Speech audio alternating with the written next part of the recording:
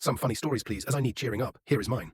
So myself and my husband were out one evening a couple of years ago, sat in the car chatting down by the water parked outside a pub. My husband is one of these people who likes to help all animals or insects that he can. So you can imagine how this story may turn out. We heard a thud, so we got out of the car and a pheasant had flown into the wall of the pub and landed on the floor. So my husband immediately went up to it to see how it was. This is not an area where you would normally see a pheasant. The pheasant was fine, was just a bit dazed and in shock.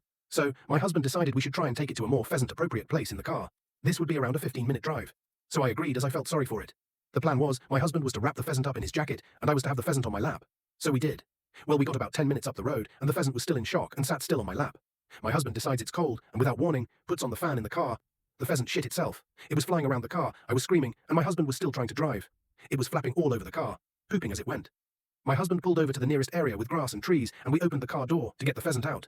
Well, that was another 20-minute job. I know. I cannot believe this story is true either. But believe me, it is not an experience I want again.